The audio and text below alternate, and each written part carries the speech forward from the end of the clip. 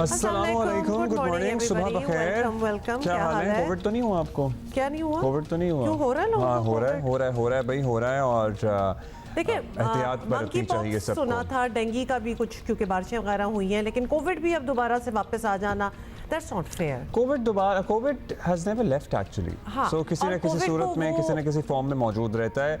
अब हम उसे टेस्ट कराएं ना कराएं, लेकिन नज़ला, जुकाम, बुखार, और उसके बाद अगर आपको 4-5 दिन जिस्म में दर्द है तो वही अलामत। बॉटम लाइन ये है, कोविड को वो उस तरह की स्पेशल इंपॉर्टेंस नहीं मिल रही। अब वो रूटीन का मामला बन गया है, और लोग ज़्यादातर, मैं कहूँगी सारे ही ऑलमोस्ट ठीक हो जाते हैं। It becomes a bad case of a flu and everything, लेकिन उसके बाद बस वो आजकल इस मौसम में ये कंफ्यूजन होती है, कहीं डेंगू वाला मामला तो नहीं हो गया।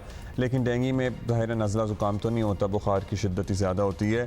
खैर, आपका नॉलेज आपको बेहतर बता सकता है। हम यहाँ पे कोई भी अलामत नहीं बताएंगे आपको। नहीं, ऑब्वियसली अगर कुछ हो ही गया तो you have to get yourself checked and all. लेकिन एक जो बीमारी है ना, जो बहुत ज़्यादा फैलती चली जा रही है, वो हमारी है क्रिकेट की। तो क्रिकेट जो है वो हमारी ठीक हो, मेरी बात सुनिए, वकार यूनुस वाली बातें आप कर रही हैं। वो कह रहे थे बीमारी लंबी होती है तो इलाज भी लंबा होता है। ये सारी वो Who said that? Waqar Yunus just now? Yeah. He must have taken my thought because मैंने उनको नहीं सुना था। You took his thought. I don't know. In any case, the point of the matter is कि हम बात भी करेंगे। यही लोग हैं वो जो ओहदेदार भी रहे हैं, माजी में भी रहे हैं। ज़ाहिर है पहली दफ़ा तो वकार यूनुस पाकिस्तान क्रिकेट से वाबस्ता नहीं हुए हैं, लेकिन अब अगर बीमारी इतनी तवील और इतनी ये ज़ख्म गहरा हो गया है तो कहीं ना कहीं सभी की contribution, including him and others. Basically बात यह है, बॉटम लाइन के पाकिस्तान क्रिकेट टीम ने जिस तरह होम ग्राउंड पर बांग्लादेश के खिलाफ परफॉर्म किया है, सवाल हो रहा है कि आखिर पाकिस्तान टीम के जवाल की आखिरी हद क्या होगी।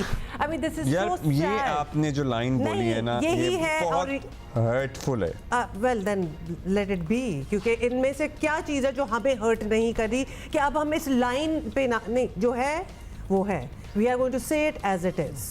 नजर आ रहा है भाई, रावलपिंडी टेस्ट पे पाकिस्तान अभी एक दिन बाकी है वैसे, लेकिन आप ज़हनी तौर पर तैयार हैं कि हम हार गए हैं। अच्छा ठीक है, यू नो व्हाट, इंशाल्लाह जीत जाए, बट व्हाट डज दिस जीत mean to you? What are we playing? हमारे प्लेयर्स क्या कर रहे हैं? हमारे स्कोर्स क्या हैं? हम अपने होम ग्राउंड की क्या एडवांटेज ले रहे हैं? हज़ार ऐसी चीज़ें। अब अगर हम जीत भी जाते हैं तो क्या हम ये सवाल नहीं करेंगे और हम चुप करके बैठ जाएंगे? क्योंकि आप सही कह रही हैं, पाकिस्तानी बैटिंग लाइन रेत की दीवार साबित हुई है, और इतने बड़े बड़े नाम, मगर मजाल है माशाल्लाह के एक भी खिलाड़ी क्रीज पर टिकने की जुर्रत कर सका हो। पूरी बांग्लादेशी बॉलर्स की स्ट्रेंथ ने महज हमें 172 रन पर हमारी बिसात लपेट दी, हमें वापस पवेलियन भेज दिया। अब आप अपनी शायरी देखें, मतलब मैंने तो एक छोटी सी बात कही थी, बट आपने भी पूरा खत्म ही कर दिया है कि अब there is no chance. Expression चाहिए होता है। ये जो इमोशन है ना, इसको एक्सप्रेस करने के लिए इन अल्फाज का सहारा लेना पड़ता है। बेसिकली बात ये है कि कोई एक बैटर दूसरे बैटर की गलती से भी सीख ही लेता है कि भाई तुमसे नहीं हो रहा तो चलो नहीं, तो हम बल्कि तुमने इस तरह किया, we'll beat you at that, और हम और भी बुरा करके दिखाएंगे। तो कंपटीशन जो है, आई एम सॉरी, हमने कॉट बिहाइंड उन्हें प्रैक्टिस कराई, हमने कैचेस की उन्हें प्रैक्टिस कराई। मतलब सलमान आगा 47, मोहम्मद रिजवान 43 रन के साथ कुछ मुजाहिमत करते दिखाई दिए।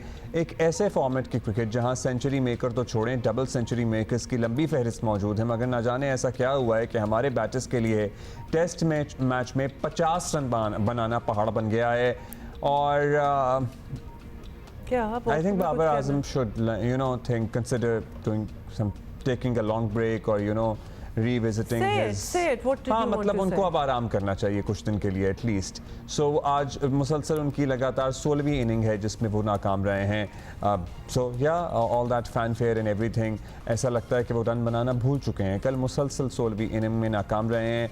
क्रिकेट बोर्ड को अब माजी की रवायात तोड़ना पड़ेंगी। चेयरमैन PCB मोहसिन नकवी को अब हर सूरत खिलाड़ी के नाम को नहीं, काम को सिलेक्शन का मयार बनाना होगा, और नए टैलेंट को कौमी टीम का तरजीही बुनियादों पर हिस्सा बनना होगा। और हम भी फिर उसी नज़र से देखेंगे, नए लड़के हैं, मतलब उनको टाइम दिया जाएगा, उनकी परफॉर्मेंस का वेट किया जाएगा। I would go as far as to say कि हमारी पूरी मैनेजमेंट भी चेंज होनी चाहिए। जितनी हम तनकीद प्लेयर्स पे करते हैं, मतलब top to bottom, and we really do mean the top, it needs to change, because उनकी परफॉर्मेंस में भी, या फिर उनके अंडर अगर ये सब कुछ हो रहा है तो वो भी नज़र आ रहा है कि कुछ नहीं हो रहा। So it goes both ways. Chairman तो बदलते ही रहते हैं और वो बदलते भी रहे हैं, लेकिन उसके नीचे का जो स्ट्रक्चर है, अगर वो सालों से वही लोग बैठे हुए हैं, जो कि हम पूछेंगे भी सुहेल भाई से, हमारे साथी, हमारे सीनियर जर्नलिस्ट हैं स्पोर्ट्स के, बैठे हुए हैं, तो वो इक्वली कंट्रीब्यूटर है ना इस मैस में जो आज हम देख रहे हैं। सो अगर वो वहीं रहेंगे और खिलाड़ी बस बदलते रहेंगे तो फिर भी कोई फर्क पड़ेगा नहीं पड़ेगा। I wonder. Why don't we start with that? Sikandar Let's put and this Sohail question. Imran हमारे साथ मौजूद हैं। सिकंदर बख्त थैंक यू, सोहेल भाई थैंक यू। सोहेल भाई पहले तो आपसे इसी पॉइंट से हुमा कह रही हैं हम शुरू करें कि हम अक्सर खिलाड़ियों को ज़ाहिर तनकीद का निशाना बनाते हैं, but except for the chairman नीचे कमोवेश वही स्टाफ होता है, वही लोग होते हैं, वही पॉलिसी मेकर्स होते हैं, कोई एक आध का इजाफा एक आध की कमी हो कहने जाती का है। मतलब है how much does it matter. Yes on the field और जीत गए तो ऑब्वियसली टोटल 100% क्रेडिट टीम को ही जाता है, लेकिन जो पीछे मैनेजमेंट होती है, जो सपोर्ट होती है, उसका कितना मीनिंगफुल रोल होता है? जी अब्दुल्ला और हुमा, उनका मैं तो समझता हूँ कि 100% उनका फीडबैक भी होता है, उनकी पॉलिसीज़ और उसके ऊपर अमल दरामद। लेकिन ये जो टेस्ट क्रिकेट में हमारा एक सिनारियो पैदा हुआ है, जिस तरह की परफॉर्मेंस सामने आ रही है और कोई आज की नहीं है, ये 2022 से चलती हुई आ रही है और इससे पहले उसके इशारे मिलना शुरू हो गए थे, लेकिन उस तरफ किसी ने ध्यान नहीं दिया। ये ध्यान किसने देना था? प्लेयर्स ने, जो अपना माइंड सेट है वही नहीं बदला। दुनिया कहाँ पहुँच रही है और हम किस स्टाइल की क्रिकेट खेल रहे हैं, कोई आप मुझे बता दें टॉप 3-4 जो टीमें जिनको हम मानते हैं, जिनके साथ हम मैच करते हैं, Australia, England, south Africa, India. और सिकंदर भाई पिछले एक अरसे से कह रहे हैं कि हम एक ऐसी क्रिकेट खेल रहे हैं जिसका अब टेस्ट क्रिकेट जिसका नामो निशान अब नहीं रहा। वही अगर आप खेलते रहेंगे नतीजा आपके सामने आएगा। अभी इस वक्त जो ठीक है पॉलिसीज पीसीबी की गलत हो सकती हैं या डोमेस्टिक स्ट्रक्चर गलत हो सकता है, उसके ऊपर बात की जा सकती है। टेस्ट क्रिकेट आप खेल रहे हैं, आगे 3 टेस्ट मैचेस हैं इंग्लैंड के खिलाफ जो कि 7 अक्टूबर से शुरू होंगे। मुल्तान में पहला टेस्ट मैच है। आप कराने चाह रहे हैं चैंपियंस वनडे लीग। तो अब आप मुझे बताएं और आप मुझे ये बताएं कि इन 2 टेस्ट मैचेस में कारकर्दगी सबके सामने है, ना सिर्फ बैटर्स की ना और बॉलर्स की। तो आप क्या चैंपियंस वनडे कप से इंग्लैंड के खिलाफ जो सीरीज होगी उसके लिए खिलाड़ी तलाश करेंगे? मनोहन यही वाले तकरीबन यही खिलाड़ी होंगे, 1-2 चेंजेस होंगी, उसमें आप निकाल देंगे, अब्दुल्ला शफीक को निकाल देंगे, हुरैरा को चांस मिल जाएगा, इसी तरह सैम अयूब को बाहर बिठा देंगे, एक बार फिर इमामुल हक के ऊपर नजरें जमा लेंगे आप लोग। यही कुछ रहेगा। This discussion has become nauseating now के इमामुल हक फिर मतलब ये सेम तो हम 50 दफा पहले भी कर चुके हैं। मैं सिर्फ ये कहता हूँ ये सिर्फ और सिर्फ प्लेयर्स का कसूर है। ये जिस तरह की परफॉर्मेंस उन्होंने T20 वर्ल्ड कप में दी और ये टेस्ट में दी, मेरा ख्याल है कि इन्हें थोड़ा सा, अब मैं शायद हार्श हो रहा हूँगा, मेरे एक दोस्त हैं, उन्होंने कल मुझे फ़ोन करके कहा कि आपकी मोहसिन नकवी साहब से बात होती है, सर्जरी बेशक वो करे ना करे, हालात हैं या नहीं है। इन तमाम खिलाड़ियों के जो नया सेंट्रल कॉन्ट्रैक्ट 24-25 का बनने जा रहा है, इनको मत दें, सिर्फ और सिर्फ मैच फीसिस दें और इनको डेलीज दें। ये जो 40-40 लाख 60-60 लाख रुपया महीना ये कमाने वाले क्रिकेटर्स हैं, इनको कोई तो मिसाल कायम करें कि इनको पता हो कि इनके ये जो सजा मिली है, जो पाबंदी लगी है, इनकी परफॉर्मेंस की वजह से लगी है। अगर अच्छा, आप ये कुछ नहीं करेंगे, सोहेल भाई इट्स वेरी एम्बैरेसिंग, क्योंकि हम अब इस नेशनल फोरम पे आके लिटरली इनकी तनख्वाहों की और इनको क्या पर्क्स मिलते हैं उस पे बात आ गई है, because they are performing bad. If they were performing well nobody would have spoken about it. लेकिन coming to another thing, Sikandar, एक ये भी सवाल है कि does it matter to the players, to the team? जब ये हारते हैं तो हार जो होती है वो हमेशा कप्तान की होती है और जब जीतते हैं तो वो पूरी टीम की होती है। हारना मैटर भी करता है प्लेयर्स को या नहीं? क्योंकि स्ट्रेस हमें ये होता है कि उनकी बॉडी लैंग्वेज से हमें फीलिंग नहीं होती कि they are as stressed as body we language are. बड़ी वैसे गलत भी हो सकती है। खैर एनीवे जी, अगर देखें ये आपने देखा होगा अमेरिका से हारने के बावजूद भी हम वही सोचे थे, $25 ले रहे थे तस्वीर खिंचवाने के, वही बाजारों में घूम रहे थे, हमें शर्मिंदगी होती ही नहीं। देखिए अभी 2-3 पॉइंट्स आप लोगों ने बात की, एक तो सेंट्रल कॉन्ट्रैक्ट की बात की, इसमें मैं सबसे ज्यादा ब्लेम करूंगा ज़का अशरफ साहब। ज़का अशरफ साहब हो सकता है बहुत बड़े बिजनेसमैन होंगे, बहुत बड़ी उनकी इंडस्ट्री होगी, शुगर मिल्स के वो मालिक हैं, वो पता नहीं पूरी पाकिस्तान की शुगर वो चलाते होंगे। सर जी इतना तो आप कर लेते कि जब आपने इनके सेंट्रल कॉन्ट्रैक्ट इन्होंने 3 साल के ऐसे लिखवा लें कि उस पैसे के अलावा आप कुछ नहीं कर सकते, तो कम से कम अगर मैं अशरफ साहब की जगह होता तो कहता है भाई जाओ खेलो, वर्ल्ड कप जीत के आओ, ये सारे पैसे तुम्हारे, जीतो। तो बगैर जीते आपने उनको 60-60 लाख रुपए की तनख्वाह दी। उसके लिए मेरे पास एक इलाज है, आप इनको कैटेगरी डी दें, सब लड़कों को बोले कि ये कैटेगरी डी जो 10 लाख रुपए वाली है वो आप रखें और अगर आप जीतते हैं, पाकिस्तान नंबर 1 होता है, तो 1 करोड़ रुपया महीना दूंगा। बोले वैसे तो ये उन्होंने। कैटेगरी ऑन मेरिट भी वैसे I'm रियलिस्टिकली भी sorry, यही लेकिन बनती है। और क्या कोई ऐसी ये चीज पता हो है, सकती है बिल्कुल। सिकंदर कि हम पैसे वापस लें? मतलब हम तो, आप तो इवेंट और वर्ल्ड कप वगैरह की बात कर रहे हैं, हम तो होम ग्राउंड पे 2 टेस्ट की सीरीज हारने जा रहे हैं। I am sorry and I will say it here कि हम शायद हार ही रहे हैं, लेकिन दिस इज इनसेन। और हम सीरीज हमारे यहाँ क्या बांग्लादेश होता से है, हार गए हमारे भाई। यहाँ देखिए, इनकम टैक्स आज तक किसी ने पूछा उनसे, वो लोग कितना इनकम टैक्स देते हैं? वहां का इनकम टैक्स ऑफिसर उनके साथ तस्वीर खिंचवा लेता है और उनको छोड़ देता है। तो इनकम टैक्स तो लें, उनसे पूछे वो गाड़ी का मसला है। नहीं, आई एम श्योर फाइलर्स तो होंगे और सारों के ये मामला तो देखता ही होगा कोई। ऑटोमेटिकली देखें, ऑटोमेटिकली वो कट के जाता है पैसा, मगर दूसरे जो चीजें हैं उनकी भी मैंने एक दफा इन लोगों को कहा था, और आपको नहीं पता कि अंदर क्या गेम्स हो रहे हैं। मैं कहना नहीं चाहता, मैं मतलब ये कि फिर लोग मेरे पीछे पड़ जाते हैं कि हमें लोग फोन करके कह रहे होते हैं।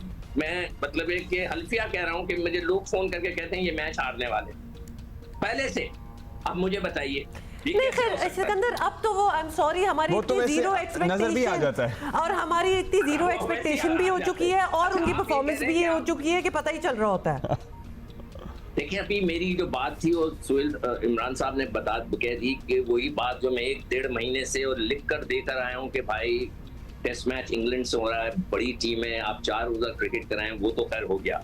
अब आप ये कह रहे हैं कि अपने वकार यूनुस साहब की बीमारी लंबी हो तो इलाज भी लंबा, यानी कि वो लंबा रहना चाहते हैं।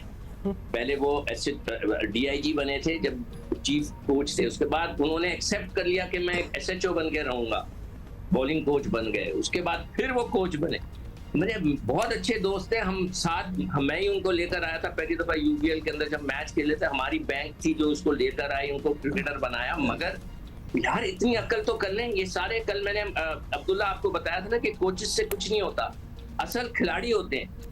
आपने इतने बड़े बड़े नाम, 50 लाख रुपया उनको दे रहे हैं 1 महीने का, 50 लाख रुपया। मतलब मजे लगे हुए यार, मतलब ये लूट मची हुई है।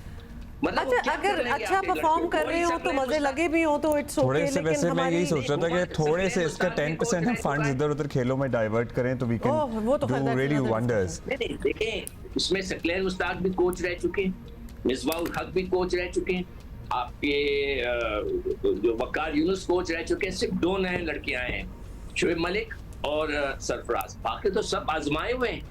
उन्होंने कुछ नहीं किया, उनको बार बार लाते हैं निकाल देते हैं, लाते हैं निकाल देते हैं, बस नाम कि जी ये बड़े नाम है। बड़े नाम नहीं, आपने अपनी क्रिकेट को सुधारना अच्छा, और है। ये भी बड़ी ट्रेजेडी है। और अभी हम इतने 60 लाख और 50 लाख और ये सारी बातें कर रहे हैं, और अब्दुल्ला आपने बड़ा अच्छा पॉइंट आउट किया कि लिटरली 10% भी हम इतने फंड्स किसी और स्पोर्ट में डाल देते तो आज सिर्फ हमारी मतलब पूरी 100% कंसंट्रेशन सिर्फ क्रिकेट पे ही ना होती, कंसंट्रेशन भी एंड एक्सपेक्टेशन भी।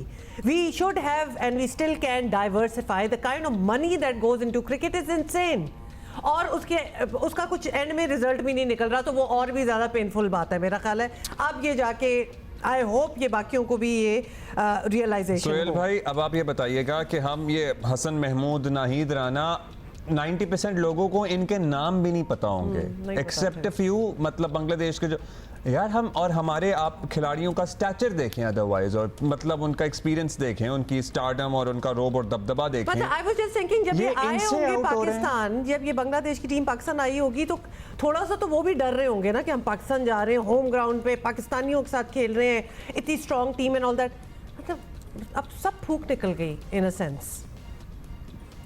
डेफिनेटली इनको वाकई जो बिल्कुल नए नाम है, ख़ास तौर पे नाहिद राना जो हैं उनका बिल्कुल जिस तरह की उनकी एक एक्सप्रेस क्वालिटीज़ सामने आई हैं उसकी हर कोई तारीफ़ कर रहा है। शरफुल इस्लाम और तास्किन अहमद थे जो उनके पहले से खेलते हुए आ रहे हैं, लेकिन ये दोनों जो फास्ट बॉलर्स हैं या दीगर फास्ट बॉलर या दीगर बॉलर्स हैं उनको तो वाकई पहली दफ़ा लोगों ने देखा भी होगा और उनके नाम भी सुने होंगे मोस्टली ऑफ द जो क्रिकेट फैंस है।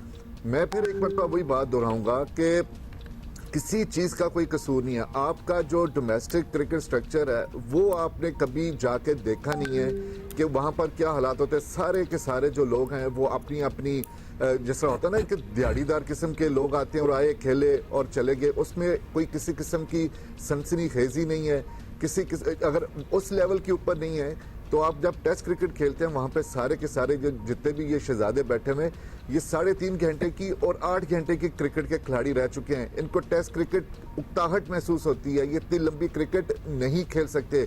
और यही वजह है कि आपको इन 2 टेस्ट मैचेस की सीरीज में भी नजर आया, आपको अगले 3 जो टेस्ट मैचेस हैं आपने खेलने हैं इंग्लैंड के खिलाफ अपनी होम सॉइल के ऊपर, उसके ऊपर भी इसकी झलक नजर आएगी। फिर आपने साउथ अफ्रीका जाना है, अल्लाह पनाह आपके 2:46 पे आप आउट हो चुके हैं जोहानिसबर्ग में, उनकी पिचेस के ऊपर उनके रबादा और उनके नगीदी जब आपके सामने होंगे, फिर मैं देखूंगा अगर इनके टेम्परामेंट में बड़ा हौलनाक मंजर आपने पेश कर दिया, हमें प्रिडिक्ट कर रहे हैं उस पे, तो हम अभी इनको नहीं उस पे तो हम जाना ही नहीं चाहते फिलहाल। नहीं, टॉकिंग अबाउट बॉलर्स की बात कर लेते हैं हम। अपने बॉलर्स के बारे में हम ये समझते हैं कि दुनिया जो है हमारे बॉलर्स की तरफ देख रही है, एट वन टाइम बड़े अच्छे भी होते थे, अभी परफॉर्मेंस इतनी अच्छी नहीं है।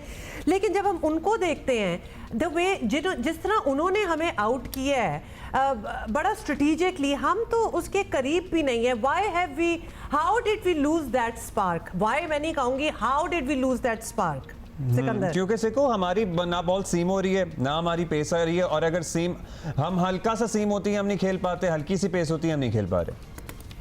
देखो जो नाहिद है उसका लड़का जो है, एक तो उसकी हाइट है और वो कितनी अच्छी जगह पे गेंद कर रहा है, यही हम बात कर रहे हैं ना। हमारे बॉलर्स को सिर्फ जो जैसे अभी पहले आपने कहा कि एक बड़ा नाम कि हम बड़ा फूफा और उसी के अंदर हम फंस के रहेंगे कि जी मैंने पहले ओवर में आउट करना है और फिर उसके बाद वो एक्शन करना है, उसमें हम लग गए। हर लड़के ने अपना, अब आप मैं हैरान हूँ, ड्रेसिंग रूम में बैठे हुए सारे और सबने अपने चेहरे के ऊपर रेड इंडियन की तरह मार्क्स लगाए हुए हैं। मतलब है कि वो जो सन ब्लॉक होता है वो सूरज में जाते हैं तो लगाया जाता है ना, सब मतलब इतने मतलब शौके हुए हुए। आप पाकिस्तान बांग्लादेश से हार रहा है, वो वहां पे ही हाहा लगा हुआ है। कम से कम ड्रेसिंग रूम का माहौल कूल डाउन तो होना चाहिए। हमारे बॉलर का कंसंट्रेशन ही नहीं है। कल आप देखिए हमारे नौजवान जो बॉलर थे उन्होंने कितनी गंदी बॉल की है। वो जाकिर जो लड़का था उसने 2 छक्के और 3 चौके टांग के ऊपर मारे, आप फिर टांग पे करा रहे। इतना नहीं हुआ कि शान मसूद आके मिड ऑफ पे खड़ा होता, उसको एक चपत मार के कहता कि यार तुम ऑफ स्टंप के ऊपर अटैक करो। उसको टांग पर कराए जा रहे हैं, उसने 2 छक्के भी मार दिए, 3 चौके भी मार दिए, मगर आपको फिक्र ही नहीं। ये एक बॉलिंग की सेंस होती है, आप बैट्समैन को देखते ही पहचान जाते हैं कि ये कहाँ स्ट्रांग है, कहाँ क्योंकि वीक है। आपने शान मसूद का भी जिक्र कर ही दिया, सुहेल ये भी बता दें और क्रिटिकली एक छोटा सा कि कप्तानी of Shan Masood, there is at least हमें देखने में वो अर्जेंसी, वो अटैकिंग हमें बिल्कुल ही मेलो किस्म के लग रहे हैं। And he should be as if he doesn't really pick up on opportunities that are given by Bangladeshi team. Because नाकाम तरीन कप्तानों में से एक ये गर्दाने जाएंगे अगर ये इसी तरह अभी तक तो चल ही रहे हैं। नहीं, बॉडी लैंग्वेज से भी पता चल रहा है। जी सुहेल। अब्दुल्ला, अगर ये बरकरार रहते हैं अपनी पोजीशन पर, ना सिर्फ कप्तानी की बल्कि अपनी प्लेइंग 11 में भी, तो मुझे यकीन करें बहुत ज़्यादा हैरानगी होगी। 3 टेस्ट मैच आप ऑस्ट्रेलिया में हारे हैं, दूसरा टेस्ट मैच अल्लाह करे बारिश हो जाए, जो कि इस वक्त नहीं हो रही है, जो इतलात हैं पिंडी में, और मौसम क्लियर हो रहा है, वहाँ पर वेदर क्लियर हो रहा है। अगर बारिश हो जाए तो हम क्या 1-0 से हार जाएंगे? सीरीज तो हार ही जाएंगे, हार सीरीज तो जाएंगे। वैसे ही हार रहे हैं। क्लीन स्वीप से तो बच जाएंगे ना, अपने होम ग्राउंड पर क्लीन स्वीप, वो भी बांग्लादेश से पहली मरतबा। कितनी तारीखें रकम करानी है हमने अपनी इस टीम के खिलाफ। तो आई एम सॉरी आयरनी ये है सुहेल, मैं आपको रोक रही हूँ कि अब ये नौबत आ गई है कि हम उम्मीद कर रहे हैं कि बारिश हो जाए ताकि हम 1-0 से हार जाएं और टोटली वो जो नॉकआउट और क्लीन स्वीप ना हो जाए। मतलब हम उस नहज पे हैं। This is sad, this is sad. Huma हमें जो है जी, definitely। बांग्लादेश की सॉरी आप बात करो। जी सोहेल भाई कंप्लीट करें फिर सिकंदर की करें। जी सिकंदर भाई बात कर लें। चलें सोहेल जी चलें, ठीक है। नहीं, go ahead, Sikandar, go ahead, go ahead, we have no time। जी सिकंदर, मैं ये कह रहा था कि हमें बांग्लादेश की कोचिंग स्टाफ की भी देखें स्ट्रेटेजी को अप्रिशिएट करना चाहिए। उन्होंने जैसे ही देखा कि बादल आए, आपको पास टाइम कम हो सकता है, आप फंस जाएं, उन्होंने अपनी स्ट्रेटेजी चेंज कर दी, अपनी बॉलिंग बैटिंग का पूरा स्टाइल चेंज कर दिया। आते ही उन्होंने पाकिस्तानी बॉलर्स के ऊपर अटैक कर दिया और जैसे पहले ही ओवर में मैंने कहना शुरू कर दिया था, मैं वहीं बैठा हुआ था, कीपर दे रहा था कि उनकी स्ट्रेटेजी बदल गई है and they are going for the runs. उन्होंने चेस करना शुरू कर दिया कि हम कम ओवर्स के अंदर इसको जल्द से जल्द खत्म कर देंगे। तो हमें पूरी टोटल पैकेज जो है बांग्लादेश का, हमें उसकी तारीफ करनी चाहिए। उनकी बैटिंग, उनकी बॉलिंग, उनकी जो स्ट्रेटेजी है बहुत ही जबरदस्त। और मैं बांग्लादेश को मुबारकबाद देना चाहता हूँ कि इतने अजीबो-गरीब हालात थे उनके मुल्क के, उसके Absolutely, this is what I was ये thinking बहुत कि इतने important crucial point है। times में से निकल के आके this इतना is what अच्छा। they are delivering. हाँ, ये बड़ी इंपॉर्टेंट आपने बात की है, क्योंकि हमारी अगर कोई बैड परफॉर्मेंस हो ना तो हम अपने मुल्क के हालात को भी ब्लेम करना स्टार्ट हो जाते हैं कि देखो पीछे क्या हो रहा है, तो इन बेचारे क्या कर सकते थे। Look at where they have come from.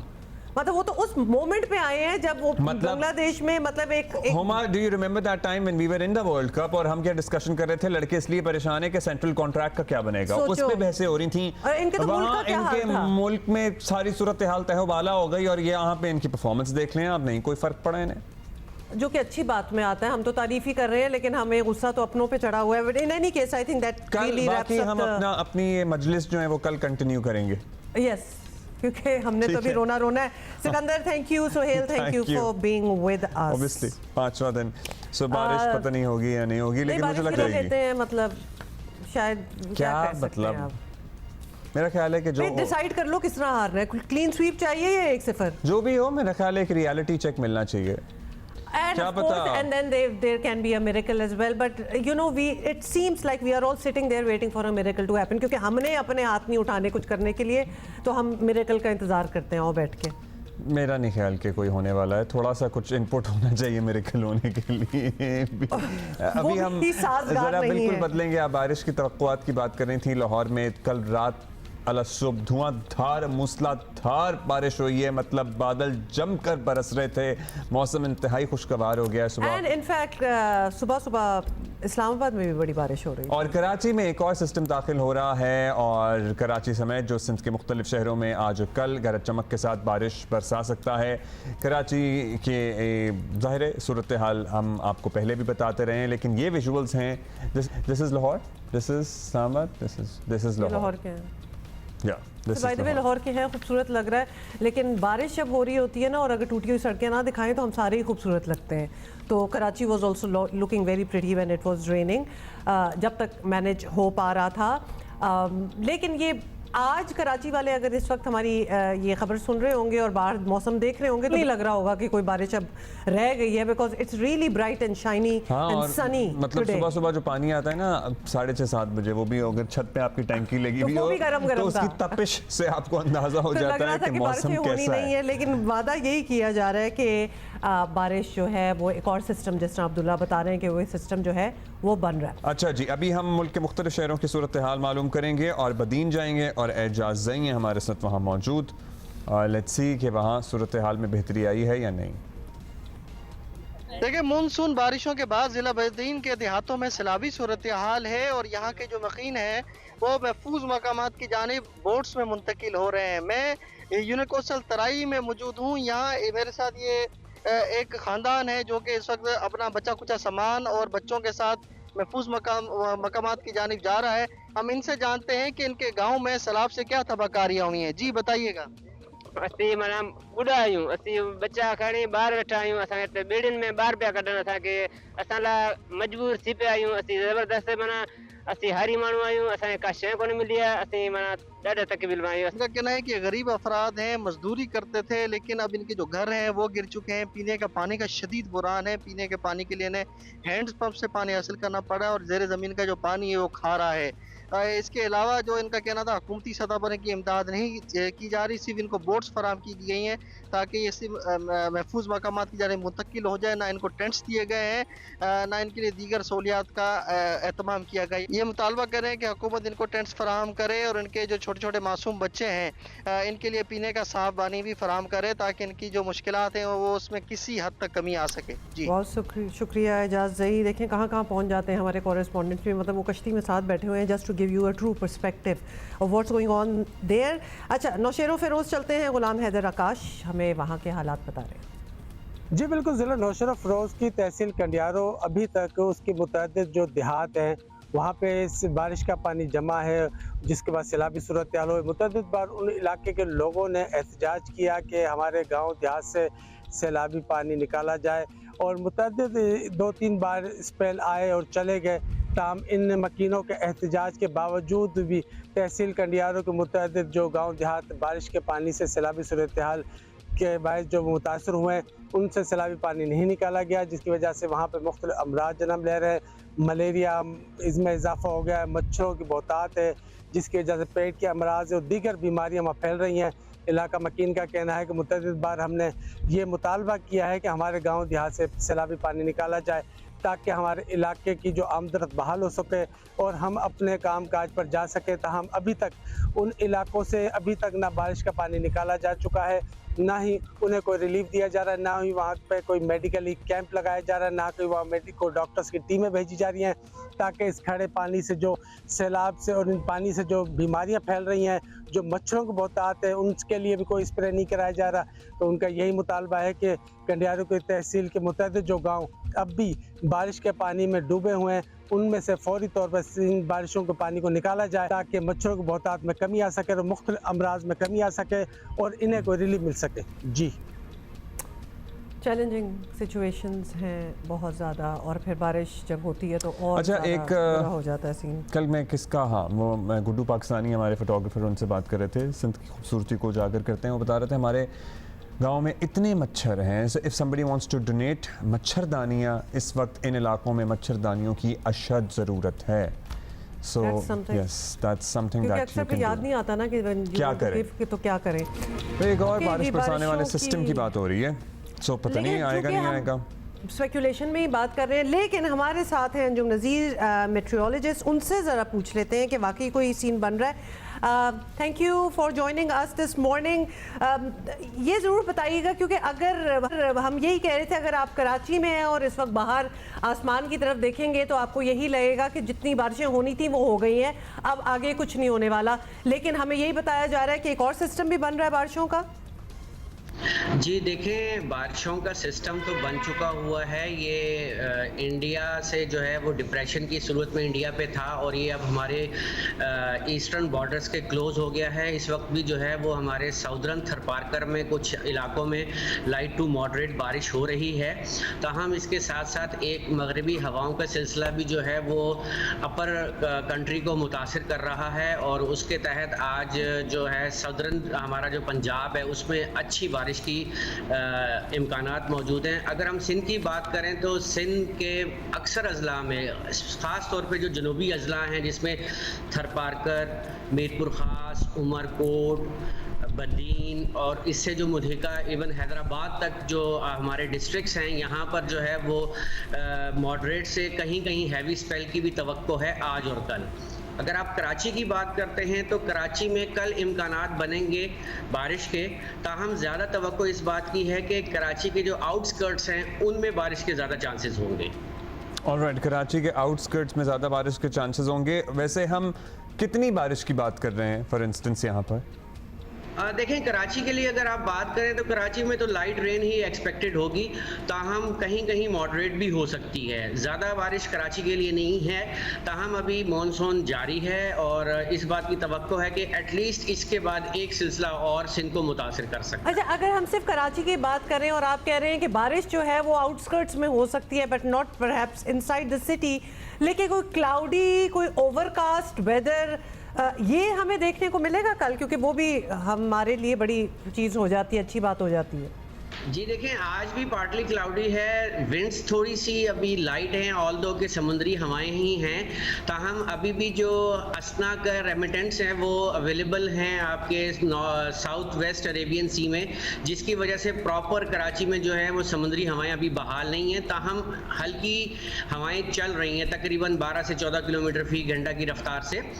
आज भी हल्का हल्का क्लाउडी रहेगा, हवा कम होगी तो थोड़ा सा ह्यूमिड होने की वजह से हमें ज़रा फील्स लाइक ज़्यादा महसूस होगा।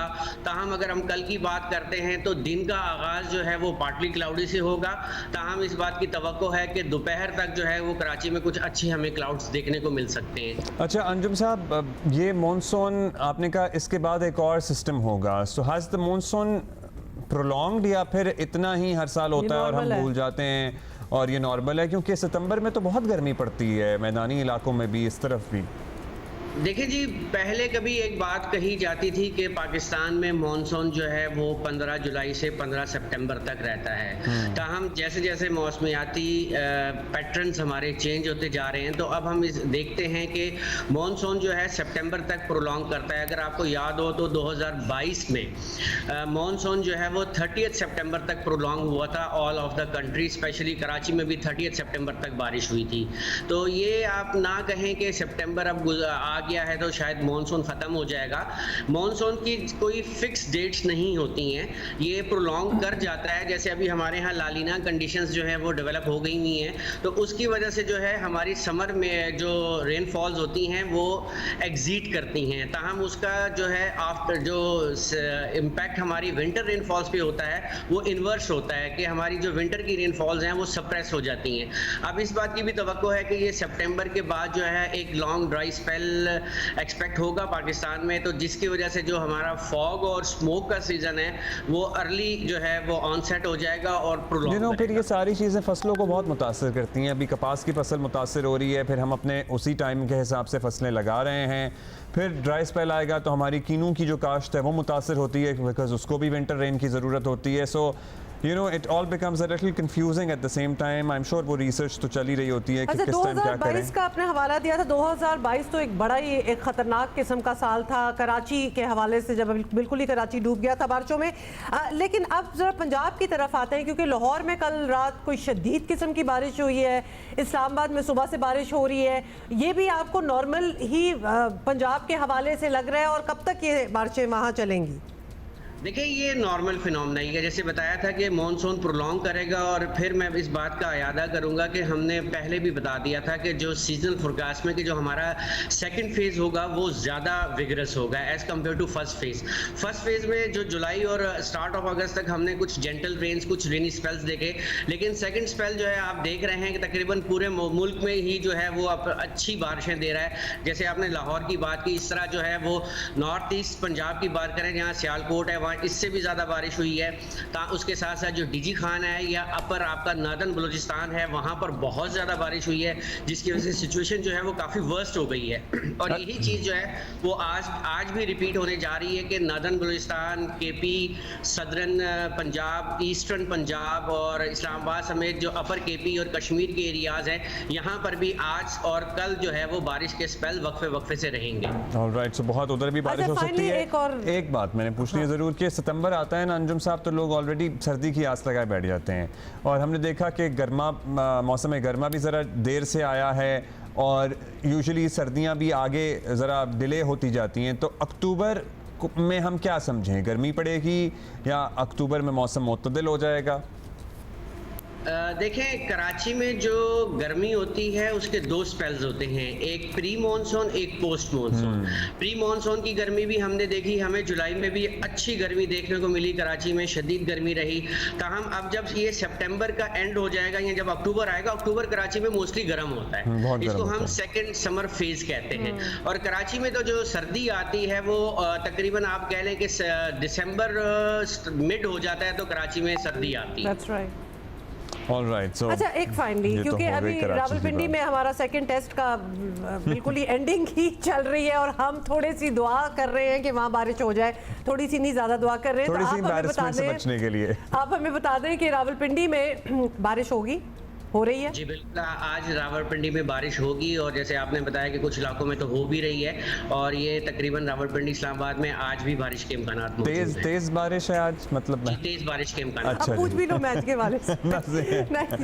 ठीक है, लेट्स सी क्या होता है। बहुत बेसिकली हम पूछ हम आपसे इसलिए रहे थे कि हम चाहते हैं कि मैच जो है वो ड्रॉ हो जाए। अंजुम नज़ीर साहब, बहुत बहुत शुक्रिया, thank you for being with us. जब हमने if we could just pull all the strings and get things done, तो हम अपने मुताबिक चाहें कि जी आज बारिश चाहिए और कल नहीं चाहिए, लेकिन अगर मैच के दौरान हो ही जाए तो ठीक होगा हमारे लिए। Alright, so that's about it about the weather. अभी हम चलेंगे सांगड़, और वहाँ पे हमारे साथ हैं अब्दुल रज़ाक मेमन। जी बिल्कुल, हालिया पड़ने वाली बारिशों से ज़िला सांगड़ की जो सूरत हाल है वो इंतहाई ख़राब हो गई है।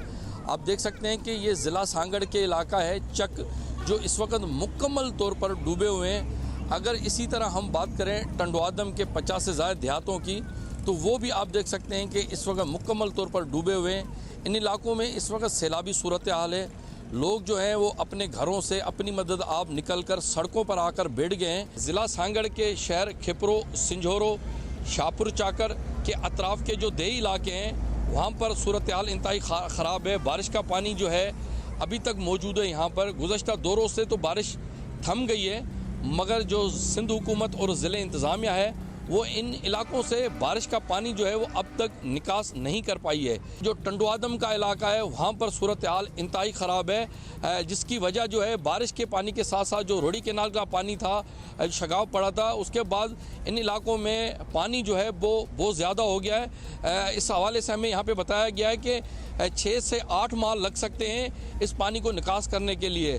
ताम इन मुतासरीन से और इन इलाके वालों से हमने जब गुफ्तगू की तो इनका ये कहना है कि इस वक्त ये जो है अजियतनाक ज़िंदगी गुजार रहे हैं। रात के औकात पर बच्छरों की बहुतात होती है, दिन के टाइम पर शदीद गर्मी है, जिसकी वजह से इनके बच्चे बीमार पड़ रहे हैं और वबाई अमराज जो है वो फैल रहे हैं। वबाई अमराज फैलने का ये तो होते हैं नहीं, floods के क्योंकि after जिधर effects। हमारे कॉरेस्पॉन्डेंट खड़े थे और पीछे वो जो मतलब एक झोंपड़ियों वाला ही सीन लग रहा था, आप सोच ही ले कि वहाँ कोई इस तरह कोई मर्ज आ जाए तो वो कहाँ कोई रोक सकता है, वो तो फिर सारों को ही लगेगा।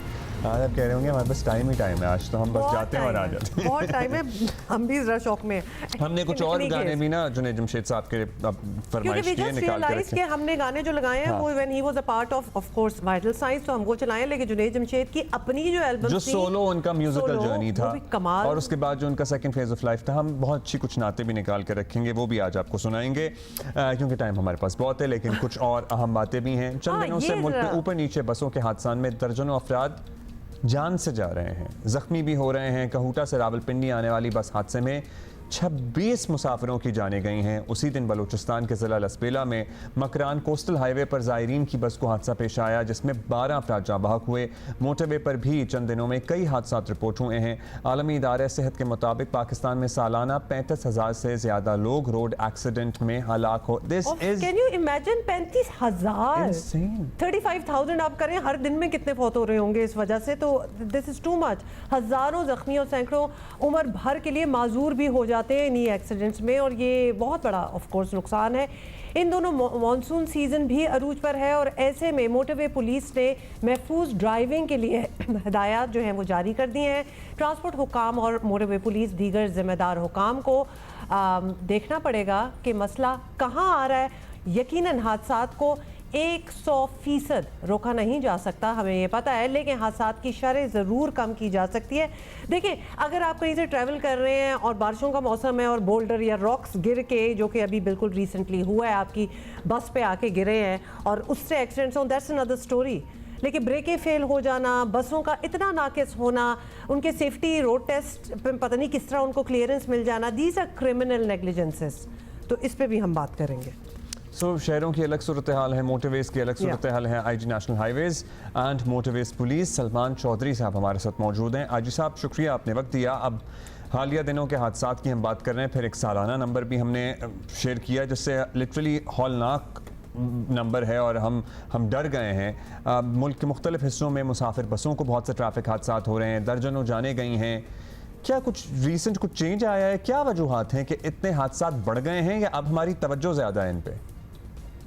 ये बड़ा अच्छा आपने सवाल पूछा और ये बड़ा अहम सवाल है। और अभी आपने देखा होगा कि इक्का दुक्का तो नहीं, यके बाद दीगरे 3-4 बड़े बड़े हादसे हुए, जिसके अंदर एक बस ये रावलाकोट में और फिर उसके बाद ये मोटरवे के ऊपर भी जो है बसें उलट गई, शिकार हो गई।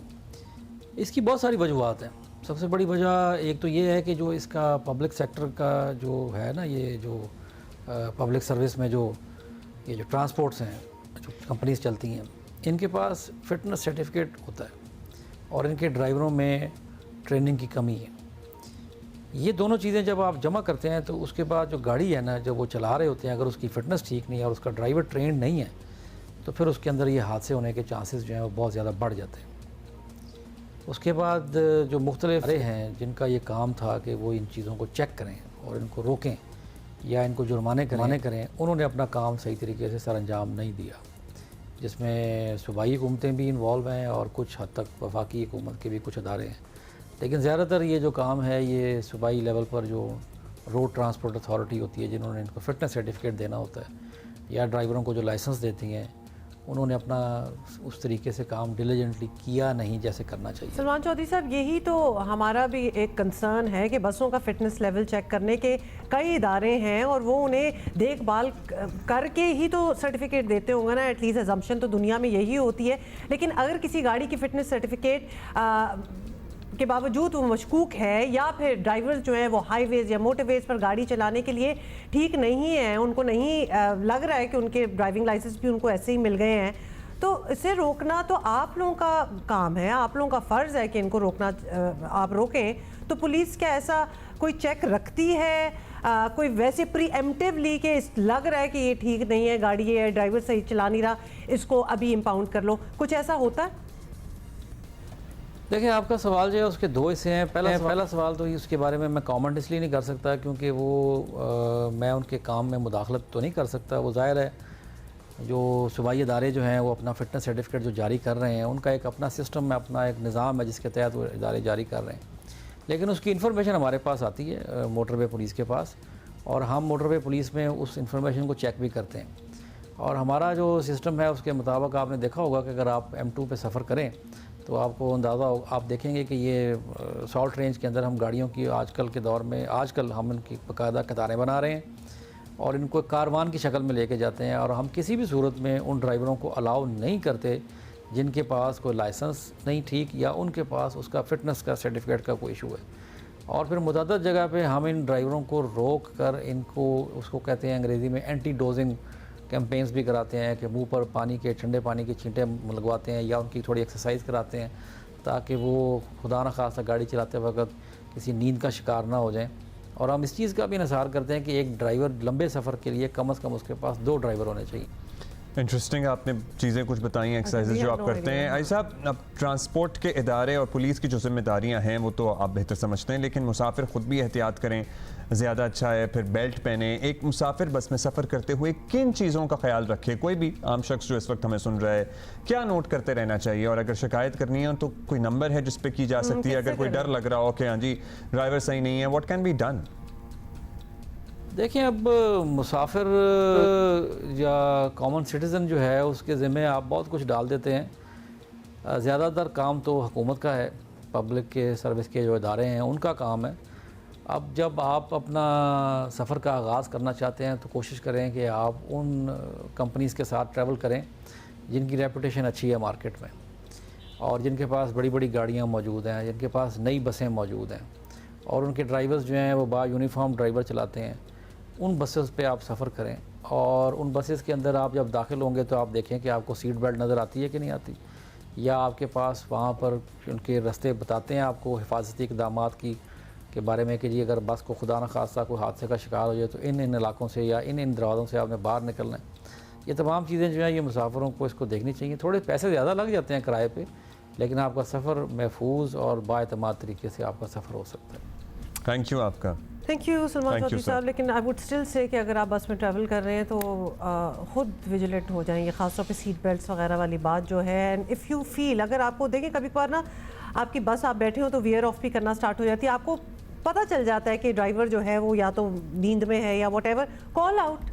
मतलब जान जाने से तो बेहतर ही है ना कि आप कॉल आउट करें, आप बाकियों को भी राइल अप करें बीच में कि थोड़ी देर रुक जाए। ये आप कहेंगे ना सारी बस आपके साथ मिल जाएगी। हाँ बिल्कुल, तो इसमें डरने की कोई बात नहीं है। हमने पाकिस्तान में इंश्योरेंस वगैरह की पहले भी बात की हुई है, लाइफ इंश्योरेंस तो चले होती ही है, लेकिन हमारे यहाँ उस तरह से बहुत सी कीमती अशिया की इंश्योरेंस कराने का रुझान, ट्रेंड, या हमें यूँ कह लीजिए कि हमें नॉलेज नहीं है। फॉर इंस्टेंस वैसे तो अक्रॉस द कंट्री कराची एक बड़ा शहर है, यहाँ पर ये राहज़नी के वाक़यात बहुत होते हैं, स्नैचिंग के, मोबाइल छिन जाना कोई बड़ी बात नहीं है, या आपसे आपके वैल्यूएबल्स जिसमें आपका पर्स हो सकता है, जिसमें आपकी घड़ी हो सकती है, जिसमें आपको कुछ ज्वेलरी हो सकती है, ये छिन जाना कोई बड़ी बात नहीं है, या इवन चीज़ें गुम हो जाना कोई बड़ी बात नहीं है। फिर आपकी गाड़ी होती है, फिर आपकी दीगर चीजें होती हैं बहुत जिनके चीजें बारे में होती हैं। हमारा ध्यान नहीं जाता कि ये भी However, इंश्योरेंस हो हम सकती है। दुनिया में सुनते आए हैं कि हर कोई अपनी इंश्योरेंस करा रहा होता है और अपनी प्रॉपर्टी की इंश्योरेंस करा रहा होता है, लेकिन पाकिस्तान में हमें हमेशा यही लगता है कि ये बड़ा लंबा चक्कर है, आसान काम नहीं है, बड़ा पेपर वर्क होता है, कागजी कार्रवाइयाँ होती हैं और उसके बाद जब आपको पॉलिसी मिल भी जाए फिर आपको इंश्योरेंस हो चाहिए होती है, तो वो इन इटसेल्फ एक बहुत बड़ा मरहला बन जाता है। ये चीज़ें लोगों को रोक देती हैं, फिक्रमंद कर देती हैं कि हम इंश्योरेंस लें भी या नहीं। हाँ, लेकिन We are otherwise trying at the to same change things time around अभी here. जो नंबर सामने आए हैं 2000 अरब रुपए से ज़्यादा का हजम है इंश्योरेंस का, इसमें क्या इजाफा हो सकता है? लेकिन ठीक है, हमने देखा है लोग अपनी लाइफ इंश्योरेंस लेते हैं, पॉलिसी वगैरह लेते हैं, बच्चों के एजुकेशन प्लान, लेकिन as an other than life there are 100 other things that you can get insured जिसके बारे में हमें अभी भी नॉलेज नहीं है, और यही नॉलेज लेने के लिए टीपीएल इंश्योरेंस के सीईओ मोहम्मद अमीनुद्दीन साहब हमारे साथ मौजूद हैं। Thank you so much for being with अस। सबसे पहले तो हम ये इंश्योरेंस डायनेमिक्स जो है इंश्योरेंस के, वो हम समझना चाहते हैं पाकिस्तान में कि लोग मायल होते हैं इंश्योरेंस कराने के लिए। What are the reservations? देखिए जी, 2-3 चैलेंजेस हैं। सबसे पहले चैलेंज जो आपने थोड़ा सा जिक्र किया, lack of knowledge, lack of awareness. Unfortunately हमारे कल्चर में, हमारे स्कूलों में फाइनेंशियल एजुकेशन पे वो तरजीह नहीं दी जाती जहाँ basic concepts of protection, saving are taught to you, because this is something that you learn from the environment around you। आपके अपने घर में क्या माहौल है, आपके बड़े क्या करते हैं, या आपको स्कूल में क्या पढ़ाया जाता है। ये एक एरिया है जहाँ आई थिंक हम थोड़े पीछे हैं बामुकाबला हम जैसे दूसरे ममालिक के। सो एक तो कॉन्सेप्ट है कि जी हमें पता नहीं है। हम बात करते हैं कुछ मशरूबात की, या हम बात करते हैं हेयर प्रोडक्ट्स की, तो लोगों को ये पता है कि हेयर प्रोडक्ट को पीना नहीं है और मशरूबात को बाल में नहीं लगाना, बट इंश्योरेंस के बारे में लोगों को ये अंदाज़ा नहीं है कि इस प्रोडक्ट का करा किया जा सकता है। और एक्चुअली फितरतन अगर हम देखें तो हम ऑलरेडी उस सोच में ऑलरेडी हैं, क्योंकि अगर आप एक नया फ़ोन लेते हैं, सबसे पहले काम, before you even take your phone out, what do? You buy a phone cover, you buy a screen protector. We try to protect it. Exactly. What you are doing. But you don't get it insured. We don't. Exactly. Nobody does. So I think that's what you've seen other people do, and that's your normal. आप भी अगर कोई नया बंदा motorcycle लेता है तो what is the first thing he does? आपने देखा होगा वो मोटरसाइकिल पे टैंकी पे कपड़ा चढ़ाता है। तो what they are doing essentially is they are getting it insured. In their mind, they are thinking of this as an instrument, which is not a financial instrument, which is what we provide, but they are insuring it. अगर आपने देखा हो TV के remote पे वो plastic लगाया होता है, तो उसकी भी क्या कर रहे हैं आप? प्रोटेक्शन कर रहे हैं ना। ये प्रोटेक्शन के मुख्तलिफ तरीके हैं। एक वो देसी टोटके हैं कि आप उस पर कपड़ा लगा लें, फ़ोन का कवर ले लें, और दूसरा तरीका ये है कि आप एक फाइनेंशियल इंस्ट्रूमेंट ले लें जिससे छोटी सी एक पेमेंट के तहत आपको ये प्रोटेक्शन मिलेगी कि अगर आपके एसेट को कुछ हो जाता है तो आपके पास एक पूल ऑफ फंड्स अवेलेबल होगा उस एसेट को रीइंस्टेट करने के लिए या उसको रिपेयर करने के लिए। And that is on the asset side of the equation. But equally so for peace of mind there are insurances you can get for services. जैसे फॉर एग्जांपल आप ट्रैवल कर रहे हो, now when you travel, you are travelling for either work or for business, and the purpose is to enjoy that journey or to achieve the work that you want to do. Do you really want to be worried about कि यार मेरा bag गुम हो जाएगा तो क्या होगा, मेरा पासपोर्ट, बड़ी लाइक्लीहुड होती है, करेक्ट, बैग में से चीज़ें गायब हो जाएंगी, या मेरा पासपोर्ट अगर चोरी हो जाए, which can happen or you can drop it. इन सब चीज़ों की एक फाइनेंशियल रिस्क मिटिगेशन इंश्योरेंस के तहत पे अवेलेबल है। What is insurance? Insurance is nothing but a committee concept, जो हमें सबको काफ़ी वाबस्तगी है। कमेटी में क्या हो रहा है, 10 लोग पैसे डालते हैं और उम्मीद ये करते हैं कि जिसको ज़रूरत पड़े वो जो टोटल पैसे डाले हैं उससे कम की इस्तेमाल हो। And that's what insurance is doing. Insurance is just about putting pools of funds together for a situation which may arise, and hopefully that pool of funds will be adequate to serve a financial payment for mitigating that circumstances. अच्छा, आप जो हमें समझा रहे हैं हमें समझ आ रही है, और of course we have viewers who are watching. अब आप बताएं कि या how are you going to convince the masses? TPL की ये जो रीब्रांडिंग है जियो बेफिक्र, उसके हवाले से what do you hope to achieve through that? देखिए, हमारा जो तजुर्बा रहा वो ये रहा कि अगर लोगों को समझाएं कि अगर आप इंश्योरेंस ले लो as just a stand alone product, वो लोगों को समझ में नहीं आती। हमने ये देखा कि हम इंश्योरेंस देते क्यों हैं। We are basically providing a lifestyle product. Idea ये है कि जो आपकी ज़िंदगी में आपके पास वसाइल हैं, असासे हैं, उनको किस तरह बेहतर प्रोडक्ट किया जाए। तो we are now shifting from selling a risk insurance product to a lifestyle choice. So you were saying कि यार अगर आपने एक नया फ्रिज लिया है, एक नया टीवी लिया है, टीवी को खुदा ना खास्ता अल्लाह ना चाहे बट हो सकता है कि एक सर्च प्रोटेक्शन टीवी अक्सर खराब हो भी जाता है, तो आप टीवी के साथ इंश्योरेंस क्यों नहीं ले सकते? अगर आप 1 लाख रुपए का टीवी ले रहे हैं और आपको let's say I am just picking random numbers here 1000 रुपए की इंश्योरेंस मिल रही है, तो दुनिया में ये रुझान है। अगर हम डेवलप्ड कंट्रीज में जाएं तो ये चीज़ बंडल करके बेची जाती है, ये अलग करके नहीं बेची जाती है। जहाँ से आप टीवी ले रहे होते हैं वहीं पे आपको इंश्योरेंस मिल रही होती है, उसी पॉइंट पे मिल रही होती है। ट्रैवल इंश्योरेंस जैसे गाड़ियों के केस में होता है हमारे यहाँ, बिल्कुल जब आप गाड़ी लेने जाते हैं तो नेचुरली इंश्योरेंस कराते हैं लोग, गाड़ियों के केस में ही होता है। अब आप मुझे बताएं कि लोग डरते हैं, मतलब एट टाइम्स लोगों के जहन में जो आम आदमी वो कहते हैं मैं टीवी तो ले लूँगा और जो मैं पैसे साल के दे रहा हूँ या महाना दे रहा हूँ क्या वो बस ज़ाया हो जाएंगे, मेरे टीवी को कुछ ना हुआ, एक ये सवाल होता है। फिर ये होता है कि अगर हो जाएगा तो मैं शराइत में इतना फंस जाता हूँ कि आप अच्छा आपका टीवी गिरा था या आपसे खुद टूट गया था या आपका टीवी ख़राब हो गया था, टीवी की बात कर रहे हैं तो चलें, सो उसमें लोग फिर भागते हैं। देखिए एक तो देखिए रिटर्न का कॉन्सेप्ट जो है ना वो बड़ा इंटरेस्टिंग है। तो फिर तो आप कहें कि जो घर में चौकीदार को जो तनख्वाह दे रहे हैं आप, वो ज्यादती है क्योंकि चोरी नहीं हुई, तो उसकी तनख्वाह वापस ले लेंगे आप। तो there is protection which you do for certain unanticipated unplanned events and you hope for that not to happen, right.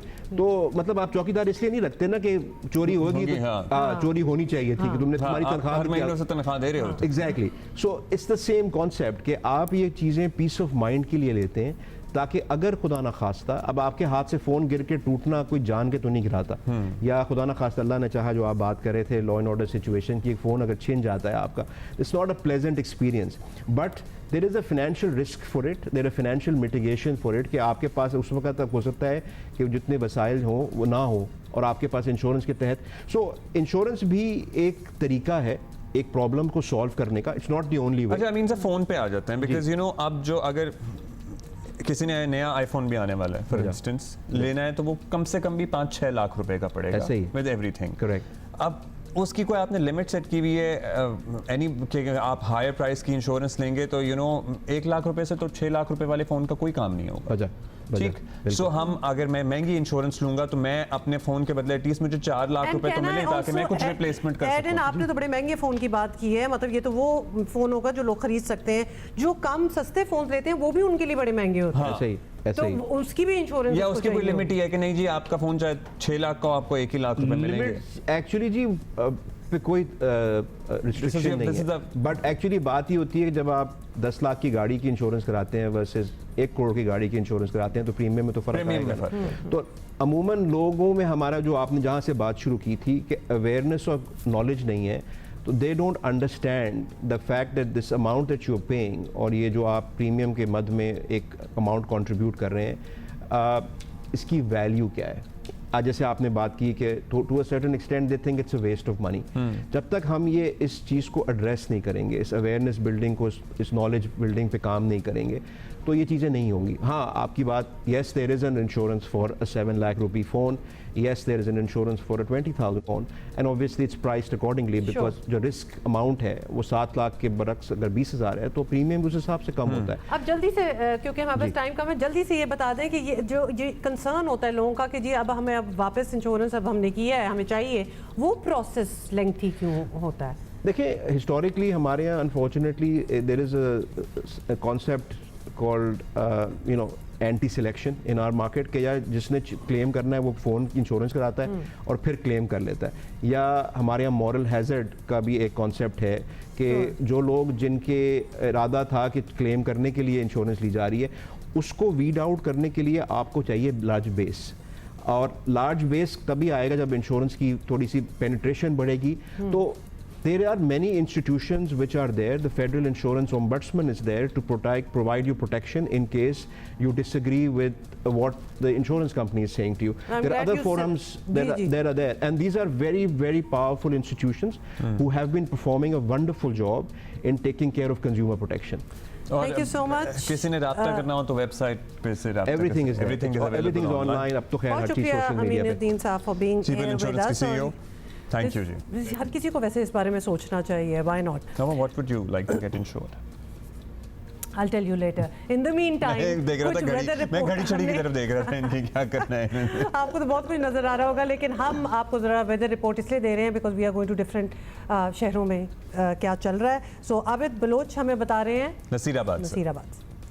जी अब्दुल्ला, बलूचिस्तान के इलाके नसीराबाद, जाफराबाद, झलमक्सी और कच्ची में सैलाबी रेला आया और गुजर गया, मगर सैलाबी रेले ने इन इलाकों में बड़े पैमाने पर नुकसानात के असरात छोड़े हैं और गुज़िश्ता 5 रोज़ से मंजूशोरी और झलमक्सी में सैलाबी रेलों से मुतासर होने वाले हज़ारों ख़ानदान जो है शदीद गर्मी में सड़क किनारे पनाह ले रखी है और इन सैलाब मुतासरीन की मुश्किलात और मसाइब में मुसलसल इजाफा होता जा रहा है। सैलाब मुतासरीन दिन तो गुजार रहे हैं, मगर इनके मासूम बच्चों की जो रातें हैं वो बड़ी अजियत से गुजर रही हैं, क्योंकि गुज़िश्ता 5 रोज़ से सूबाई हुकूमत की जानिब से इन मासूम बच्चों के लिए अब तक कोई खुराक फराम नहीं की गई है और इन इलाकों में सैलाबी पानी मौजूद होने से मुख्तलिफ वबाई अमराज भी फैल रहे हैं, जबकि महकमा हेल्थ की जानिब से मंजूशोरी और झलमक्सी में अब तक कोई मेडिकल कैंप कायम नहीं किया गया है। जी देखिए, ये तो क्रिमिनल फिर नेग्लिजेंस है ना कि अगर मेडिकल कैंप्स भी ना कायम हो रहे हैं और जब पता है कि बारिशों का एक ऐसा लेवल वहाँ पहुँच गया है और इन चीज़ों की तो ज़रूरत पड़ती ही है।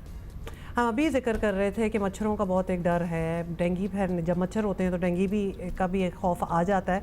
So this needs to be, इसकी पहले ही प्रेपरेशन हो जानी चाहिए। अभी हम जाएंगे हब और वहाँ पर इब्राहिम कंबो हमें अपडेट कर रहे हैं। जी बिल्कुल हुमा और अब्दुल्ला, हालिया मानसून की बारिशों के बाद जो है वो हब डैम जो है वो लबालब भर चुका है और हब डैम जो है उसके स्पिलवे से पानी का अखराज जो है वो जारी है। हमारी टीम, जियो की टीम जो है वो कल वहाँ पर पहुँची और वहाँ पर देखा उन्होंने कि हब डैम के स्पिलवे से जो है वो पानी का अखराज हो रहा था और दिलचस्प मनाजिर थे वहाँ देखने के लिए।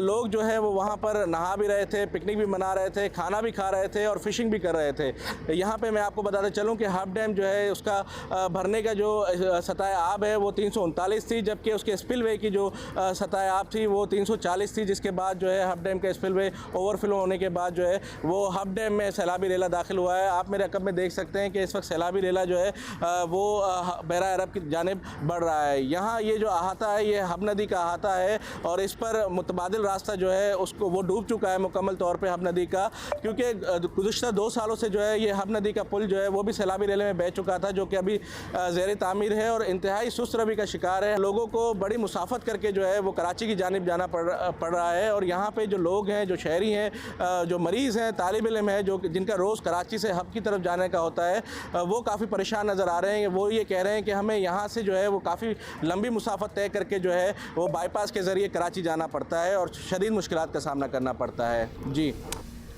बहुत शुक्रिया। मुश्किलात तो हैं ही हर जगह और बारिशों में तो बहुत ज़्यादा ही बढ़ जाती हैं। एक टॉपिक, वालिदैन ख़ास तौर पे बड़ी कंसर्न होते हैं इस बारे में। कुछ ऐसे मसाइल ऐसे हैं जिन पे ज़्यादा बात नहीं होती है, डिस्कशन नहीं होती है, लेकिन बहरहाल ये मसाइल बड़े संजीदा होते हैं, हल तलब होते हैं, जैसे कि बच्चों के पेट में कीड़े। ये बच्चों की सेहत पर बहुत ही बुरी तरह असरअंदाज होते हैं, दीगर कई बीमारियों की वजह बन सकते हैं। और जुरेज़ रियाज बच्चों टंग ट्विस्टर रियाज इस प्रॉब्लम पे काफ़ी अरसे से काम कर रहे हैं। पाकिस्तान डीवर्मिंग इनिशिएटिव के तहत 2019 से अब तक 2.5 करोड़ बच्चों का ये मसला हल कर चुके हैं। ये कैसे हल होता है मसला एक्चुअली, और इससे कैसे एहतियात बरती जा सकती है, और ये कहाँ जाकर ये डीवर्मिंग का काम कर चुके हैं। ये जुरेज़ रियाज हमारे साथ मौजूद हैं। Thank you so much for joining us. ये बताएं, मतलब हम कहते हैं ना कि बच्चों के कीड़े, पेट में कीड़े पड़ गए, बड़ा लाइटली कहते हैं, कोई इतनी कोई सीरियस बात लगती नहीं और फिर उसका छोटा मोटा इलाज भी हो जाता है। How big is this problem?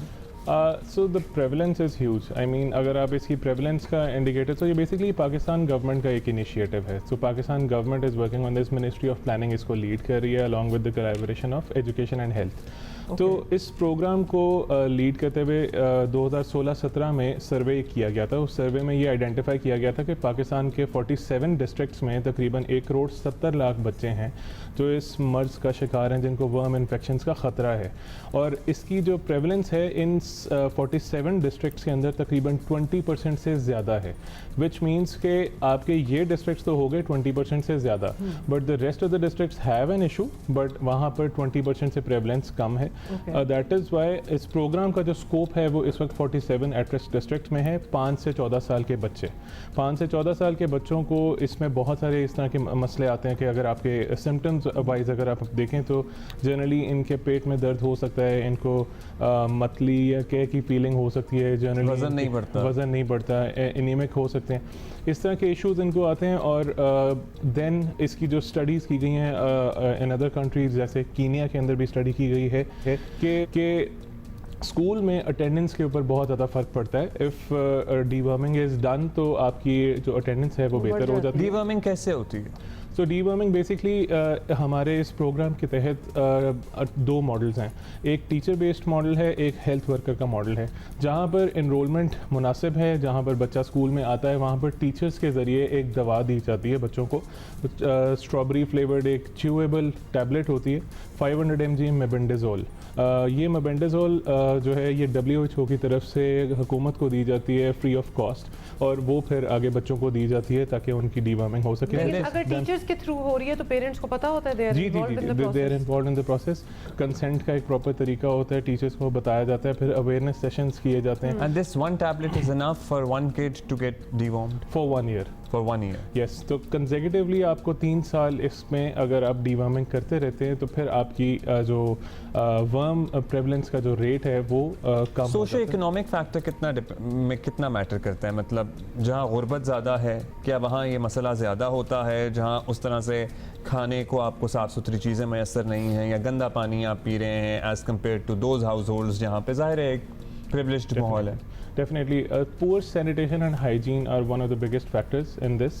आपकी अगर किसी भी बच्चे की इर्द गिर्द उसकी developed proper covered sewerage lines नहीं हैं, बच्चे अगर खेतों में जाके खेलते हैं वहाँ पर अगर कोई बच्चा एक स्टूल पास करता है जिसमें वर्म इन्फेक्शंस थे and the other kid goes over there and वहाँ पर इसी तरह की अगर खेलते खेलते कोई इंटरेक्शन होता है तो the worm spread like fire. और एक वर्म है से ही स्प्रेड है, मतलब यू हैव टू गंदा पानी वगैरह तो हम तो ओरली सोच रहे हैं ना, इसी तरह ही होता होगा। गंदी सब्जी अगर आप ले लें, आपका अगर एक बच्चा खेत में अगर वर्म इन्फेक्टेड पानी लगा हुआ है, बिल्कुल एक बच्चा अगर इन्फेक्टेड है और अगर वो इस जगह पर आके बैठता है, वो इस जगह पर हाथ लगाता है, उसके हाथ में अगर वर्म्स के कोई एग्स कहीं पे मौजूद हैं तो वो दूसरे बच्चों के ऊपर भी फैलने का खतरा होता है। So that is why we go for mass deworming model कि इस इलाके में हो सकता है किसी बच्चे को एक्चुअली ना हो सकता है पेरेंट्स वहाँ पर ऑलरेडी कंसर्न हो, वो मेडिसिन देते हैं बच्चों को, but we go for mass deworming model to ensure के जहाँ पर प्रेवलेंस 20% से ज़्यादा है वहाँ पर 20%। मिनिस्ट्री प्लानिंग कर रही है तो ये अक्रॉस ज़ाहिर सेहत एक प्रोविंशियल सब्जेक्ट है। जी बिल्कुल। सो आप क्या किस जगह आप कैसे कर रहे हैं? सो बेसिकली ये सब प्रोविंसेस के अंदर कुछ डिस्ट्रिक्ट्स आइडेंटिफाइड हैं। सो प्रोविंशियल फेडरल लेवल पे नेशनल स्टेयरिंग कमेटी बनी हुई है जिसमें मिनिस्ट्री ऑफ प्लानिंग, हेल्थ और एजुकेशन इंक्लूडिंग WHO और technical assistance partners like IRD and evidence action, they are also part of this programme. So यहाँ से प्रोविंशियल लेवल पे ये सारे मैसेज को पहुँचाया जाता है कि what exactly would be the strategy. Provincial level पे प्रोविंशियल स्टेयरिंग कमेटीज़ बनाई गई हैं जहाँ पर सिंध में अगर हम स्पेसिफिकली बात करें तो हेल्थ डिपार्टमेंट लीड कर रहा है। Health department in collaboration with education department is working on this, और यहाँ पर अभी हम लोग इस सितंबर 23 से 28 सितंबर तक 50 लाख बच्चों तक पहुँचेंगे और 5 से 14 साल के बच्चों को टारगेट किया जाएगा। फीमेल एडोलेसेंट्स तक एक्सपेंशन की गई है, 15 से 18 साल की जो बच्चियाँ हैं उनको भी टारगेट किया जाएगा। अच्छा ये बताएं प्रीएम्प्टिवली भी लिया जा सकता है ये दवाई जो है, क्योंकि अब ऑब्वियसली एक क्लास में इतने बच्चे आप सारों को तो शायद ना हो जी, लेकिन वो जो आप पिल की जिसकी बात कर रहे हैं स्ट्रॉबेरी फ्लेवर्ड वो सारे ही ले लें, मतलब ये प्रीएम्प्टिवली भी हो रहा है? जी बिल्कुल। ये जैसा मैंने बताया कि जिस तरह पोलियो के खतरे पिलाते हैं जी बिल्कुल, ये मैस डीवर्मिंग उन्हीं जगहों पर हो रही है जहाँ पे 20% से ज़्यादा प्रेवलेंस है। कहाँ पे आपने कौन से अजला आइडेंटिफाई किए? सिंध की अगर बात करें तो कराची डिवीजन पूरी आती है जिसमें कराची के 7 डिस्ट्रिक्ट्स जो हैं वो बेसिकली इन्फेक्टेड हैं जहाँ पे 20% से ज़्यादा प्रेवलेंस है। बाकी पंजाब में जाएँ तो आपके 6 डिस्ट्रिक्ट्स हैं जो गुजरात से ऊपर तक मरी तक ये आइडेंटिफाई होते हैं। KP में 22 डिस्ट्रिक्ट्स हैं। KP is the biggest province 8 million children. ये डेटा आपने क्या अस्पतालों से लिया, डॉक्टरों से लिया, जहाँ से आपको ये पता लगा कि हाँ जी यहाँ पे 20% से ज़्यादा प्रेवलेंस है? बिल्कुल, ये एज पर सेंसस हमें ये डेटा मिलता है कि यहाँ पर 5 से 14 साल के बच्चे इतने मौजूद हैं।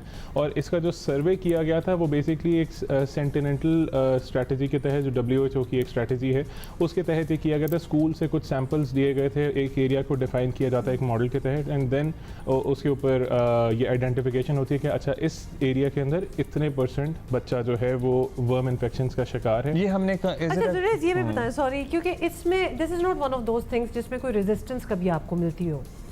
अनफॉर्चुनेटली कॉन्स्पिरेसी थ्योरीज एग्जिस्ट, इसकी भी किसी न किसी लेवल पे होती हैं, but generally people are very receptive.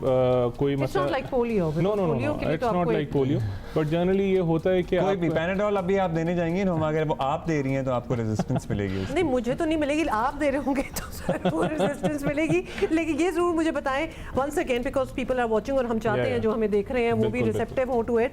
So age groups मुझे बता दें आपके कब से और कब एज तक? सो 47 एट रिस्क डिस्ट्रिक्ट्स के अंदर तो 5 से 14 साल के बच्चे तो हो रहे हैं, बट 5 से 14 साल के बच्चे स्कूल एज चिल्ड्रन क्लास 1 से क्लास 10 तक हैं, इनको हम कहते हैं। अगर आप सिंध की स्पेसिफिकली बात करें तो फीमेल एडोलेसेंट्स जिनमें 15 से 18 साल तक इसको एक्सपैंड किया गया है, और इस राउंड में 2 डिस्ट्रिक्ट्स में पायलट किया जाएगा 2 से 4 साल के बच्चों को भी, क्योंकि WHO ये सजेस्ट करते हैं 2 से 4 साल के बच्चे, क्योंकि 2 साल के बच्चे को कुछ देना हो तो एक वैसे ही कान खड़े हो जाते हैं कि हम क्यों एक्स्ट्रा कोई दवाई शवाई दें बच्चे को। बिल्कुल ऐसे ही है, बट ये जो WHO की जो स्ट्रेटजी है ये यही कहती है कि ये this medicine is safe for any age group. आप 2 से लेके 49 ईयर्स ऑफ एज के जो बेसिकली ये ग्रुप है, ये बहुत बड़ा ग्रुप है। इसके लिए जितना बड़ा ग्रुप करेंगे उतने ज़्यादा रिसोर्सेज आपको एंगेज करने पड़ते हैं। सो एन ऑनगोइंग प्रोसेस, ये चलता रहता है? ये चलता रहता है। अगर एक इलाके के अंदर 75% कवरेज 3 साल के लिए हो जाए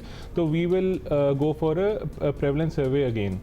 अनफॉर्चुनेटली एक ये भी एक्टिविटी के ऊपर मैं आपके शो से दरख्वास्त भी करना चाहूँगा और टू ऑल द पेरेंट्स के इसके अंदर जितना ज़्यादा पार्टिसिपेट कर सकते हैं करें, बिकॉज जब हम 75% के कवरेज के मार्क तक पहुँचेंगे फॉर 3 years कंसेक्यूटिवली तो हम वहाँ पर एक दोबारा प्रेवलेंस सर्वे करेंगे टू चेक कि अब प्रेवलेंस कितनी रिड्यूस हुई है, exactly is the status right now.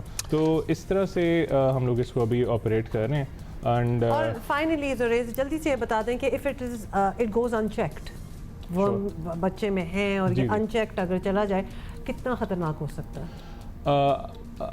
अभी मैं कुछ अगर वीडियोस दिखाऊं तो वीडियोस बड़ी हॉरिबल होती हैं। I went to paediatrician gastroenterologist थे वो, और GB में मेरी उनसे मुलाकात हुई तो उन्होंने जब मुझे कुछ वीडियोस दिखाई तो he was operating the children जिसमें इंटेस्टाइन्स के अंदर पूरे गुच्छे वर्म्स के फंसे हुए थे। एंड ही सेड के thank you to you guys कि आप लोग गवर्नमेंट की तरफ से ये सारी एक्टिविटी कर रहे हैं। ये एक्टिविटी अगर ना हो तो यहाँ पे बच्चों का हशर हो जाएगा, and this problem exists everywhere. एक वर्म एक दिन के अंदर 2 लाख अंडे तक दे सकता है। So this is a huge issue if not tackled properly. Yeah. But and also easy to take. It's just a pill. मतलब एक दवाई है। It is a chewable strawberry flavored tablet which is जो साल में एक दफा लेनी है। जो साल में एक दफा आपने लेनी है। और ये we can get it otherwise as in जाहिर है मेरे घर तो कोई नहीं आ रहा बच्चों को करप खिलाने के लिए। I can ask my doctor to prescribe it and then take it. इस दफा हेल्थ वर्कर जरूर आएंगे आपके घर पे भी।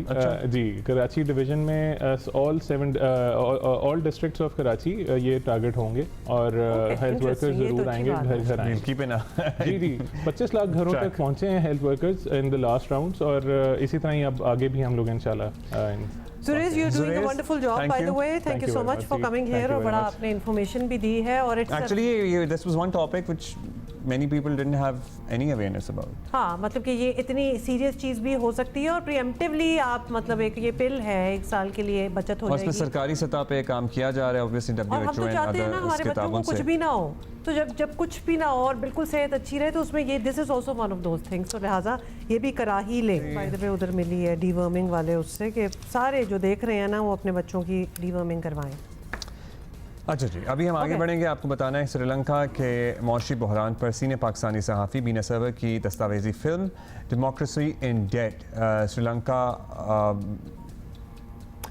इसका नाम है जी Sri Lanka in the headlines, beyond the headlines. अनकरीब सोशल मीडिया पर देखी जा सकेगी। और अमेरिका के इश्तराक से बनी है, जिसमें श्रीलंका के अलावा आलमी सतह पर गवर्नेंस के चैलेंजेस, एहतसाब और जमहूरी रवैयों का अहाता भी किया गया है। इसके बारे में हम आपको एक रिपोर्ट दिखाना चाहते हैं। किरण खान कराची से हमारे साथ ही रिपोर्ट करेंगे। जियो और जंग ग्रुप से वाबस्ता पाकिस्तान की सीनियर सहाफ़ी बीना सरवर ने अमरीकी इदारे पुलित्ज़र के इश्तराक से श्रीलंका में बदतरीन माशी बहरान की वजूहात और उसके अवामी सतह पर होने वाले असरात पर दस्तावेजी film democracy in depth Sri Lanka beyond the headlines बनाई है।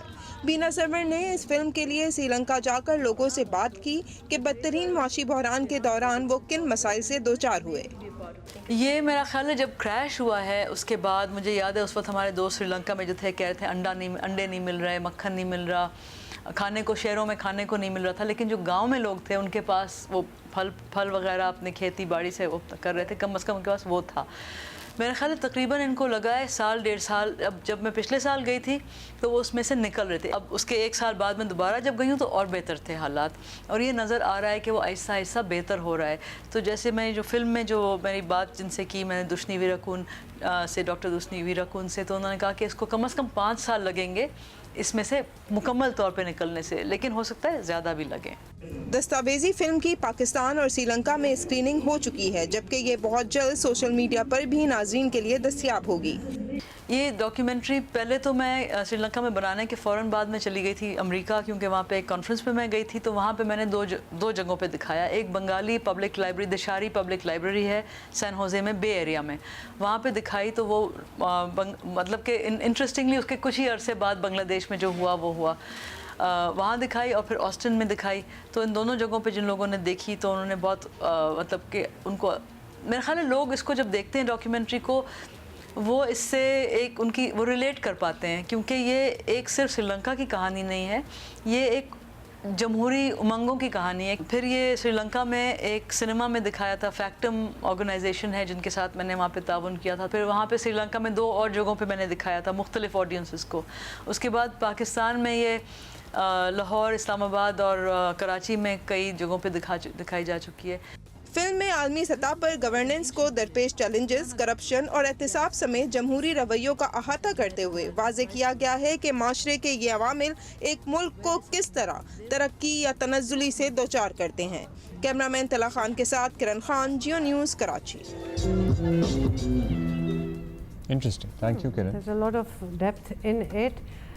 अच्छा जी, एक चीज़ जिसके बारे में हम वॉर्न भी करते जा रहे हैं, लेकिन we have to be careful. Monsoon season में मलेरिया का खतरा तो रहता ही है। बिल्कुल, वो तो होता ही होता है, लेकिन डेंगी भी उसमें खतरा बन गया है। और बारिश के बाद मुल्क भर से डेंगी केसेस में मुसलसल इजाफा भी देखा जा रहा है। So that is a very concerning thing. बारिश के बाद गली मोहल्ले की सड़कों पर जमा पानी डेंगी की जो है वो नर्सरियाँ बन जाता है। ये बातें हम आपको रीविज़िट करा रहे हैं, बट पिछले काफ़ी सालों से हमें ये पता है कि ये खड़ा हुआ पानी जो होता है, गंदा पानी जो होता है, उसमें डेंगी वाला मच्छर जो है वो मल्टीप्लाई होता है। हैरानकुन तौर पर रवा साल कराची में डेंगी के सबसे ज़्यादा 1022 केसेस रिपोर्ट हुए हैं, और it is quite concerning because डर इस बात का है कि शहरी इलाकों में पानी खड़ा रहने को रूटीन समझकर सूबाई हुकूमतें आगे चल पड़ी तो जाहिर है ये मज़ीद बढ़ेगा। सिंध में रवां साल जुलाई तक डेंगी के 1167 केसेस रिपोर्ट किए जा चुके हैं। पंजाब की बात की जाए तो इस साल डेंगी केसेस की तादाद 309 रही है। सीनियर डॉक्टर जी हेल्थ पंजाब डॉक्टर इलियास गोंदल हमारे साथ मौजूद हैं, उनसे बात करते हैं। डॉक्टर साहब, thank you so much for taking out the time. Doctor साहब, पाकिस्तान के हर सूबे से ही इस साल डेंगी केसेस जो हैं बढ़ने की रिपोर्ट आ रही है, तो अब बारिश हो गई है तो क्या डेंगी फैलने की रफ्तार बढ़ने का खदशा होगा, और किस तरह रोकें, क्या करें? जैसा कि आपको पता है कि डेंगी का सीज़न है और मानसून भी जो है साथ ही आ रही है, बारिशें काफ़ी हो रही हैं, तो ये एक बड़ा ऑप्टिमल सीज़न है डेंगी के बढ़ने के लिए। यही वजह है कि डेंगी के केसेस जो हैं उनकी रफ्तार बढ़ने की रफ्तार ज़्यादा हो रही है। तो इसमें हमें ये कोशिश ये करनी है कि एक तो हमने जो पानी को खड़े नहीं होने देना, घरों में अपने कोई फालतू पानी जमा नहीं होने देना, चूँकि पानी नहीं होगा तो डेंगी नहीं होगा। और उससे भी इम्पॉर्टेंट ये है कि हमने, चूँकि मच्छर की ब्रीडिंग साइट्स होती हैं, ये पानी मच्छर अगर पैदा हो जाता है तो फिर हमने क्या करना है, पूरी आस्तीनों के कपड़े पहनने हैं, और हमने पेस्टिसाइड्स वगैरह का इस्तेमाल हो गया, रिपेलेंट्स का इस्तेमाल हो गया, ये करना है। हम इंशाल्लाह सारी तैयारी हमारी महकमा सेहत की और बाकी जितने हमारे इदारे हैं वो सारे ये कोलैबोरेटिव एफर्ट है, हम इसकी तैयारी कर रहे हैं और इंशाल्लाह इस पर बेहतरी आएगी। अच्छा, बारिश के बाद ख़ास तौर पर शहरी इलाकों में पानी जमा हो जाना एक मामूल सी बात है जी, जिसे अब हुकाम ज़्यादा सीरियस लेते भी नहीं हैं। एट टाइम्स लाहौर, कराची, इस्लामाबाद जैसे शहरों में जमा ये पानी क्या बड़ा ख़तरा साबित हो सकता है? जैसा कि आपको पता है आजकल बारिशें हो रही हैं, पूरे पाकिस्तान में बारिशें हो रही हैं, तो जितने भी मेरी गुजारिश होगी उन हुकाम से कि बारिशों का पानी कहीं भी जमा होता है तो सारे इदारे मिल के काम करेंगे, तब हम इस जंग को शिकस्त दे सकते हैं। हमारी सबसे बड़ी जो है कामयाबी वो ये होनी चाहिए और है कि ये 170 ममालिक में जो डेंगी जो है ये फैला हुआ है, केसेस इसके आएंगे, लेकिन हमारी एक्सपर्टीज इतनी होनी चाहिए और अल्हम्दुलिल्लाह है कि हम डेंगी से किसी बंदे को फौत ना होने दें। अभी भी हेल्थ केयर कमीशन के ज़रिए हमने GPs की भी एक ट्रेनिंग करवाई है, 2000 से ज़्यादा लोगों की पंजाब के अंदर, और इसी तरह हम अपने तमाम डॉक्टर्स की टर्शरी केयर में और प्राइमरी सेकेंडरी केयर में उनकी ट्रेनिंग भी करवाते हैं और वहाँ पे उनके लिए बेड एलोकेशन भी होती है।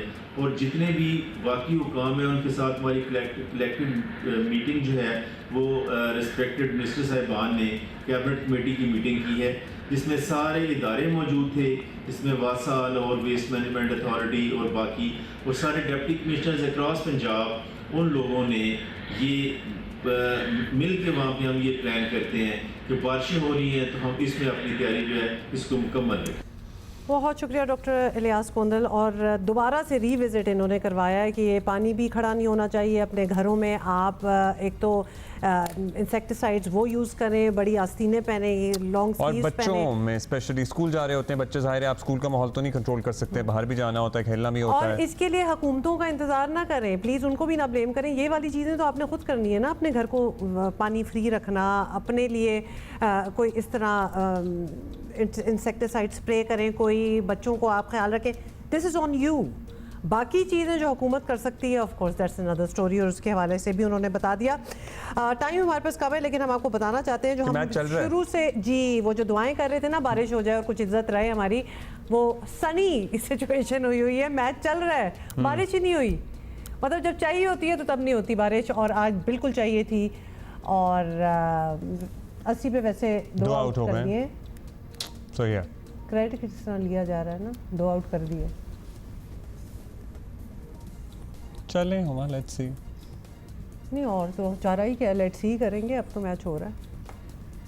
So you never know how it turns out, but of course we'll be here tomorrow morning to talk about this, और फिर हम देखेंगे कभी हंसी कभी बारिश की पेशगोई तो है, अभी तो धूप निकली हुई है, शाम तक हो जाए तो हो जाए, पता चले बिल्कुल ही शाम को बारिश होना जब हमारा काम पूरा हो चुका हो प्रॉपर। या फिर क्या पता हम सारी विकेट ले लें, you never no, so anything can happen. हमारी कल की डिस्कशन ऑब्वियसली आज की परफॉर्मेंस पे डिपेंड करती है। महफिल तो सजाएंगे इंशाल्लाह, we'll talk about it. Yes, and tomorrow we're going to see you. Okay, have a great day. Bye.